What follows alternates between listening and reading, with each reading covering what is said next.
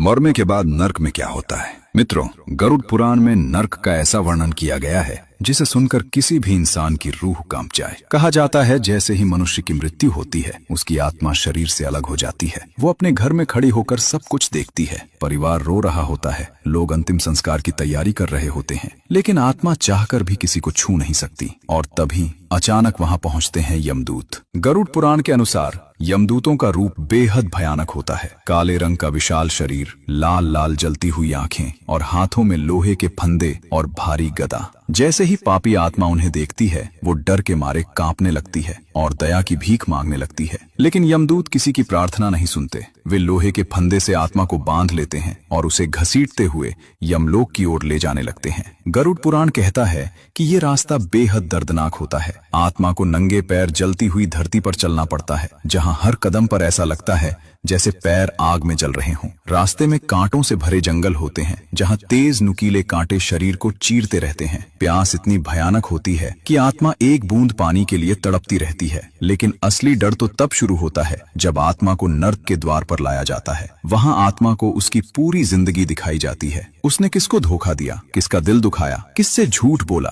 सब कुछ। और फिर शुरू होती है नर्क की भयानक सजा। गरुड़ पुराण बताता है कुछ पापियों को जलती हुई आग में डाल दिया जाता है, कुछ को उबलते तेल के कड़ाह में फेंक दिया जाता है और कुछ को तेज धार वाले हथियारों से भरे रास्ते पर दौड़ाया जाता है। वहां दर्द इतना भयानक होता है कि आत्मा चीख चीख कर दया की भीख मांगती है। उस समय आत्मा को अपने हर पाप याद आते हैं और वो रोते हुए सिर्फ एक ही बात कहती है, काश मैंने जिंदगी में पाप न किए होते। मित्रों, गरुड़ पुराण हमें डराने के लिए नहीं बल्कि सचेत करने के लिए ये सब बताता है। इसलिए आज से ही कोशिश करें किसी का दिल न दुखाएं, किसी के साथ अन्याय न करें और जितना हो सके अच्छे कर्म करें। क्योंकि याद रखिए, मृत्यु के बाद इंसान के साथ उसका धन नहीं, सिर्फ उसके कर्म ही जाते हैं। भगवान श्री हरि विष्णु के लिए वीडियो को लाइक शेयर जरूर करें।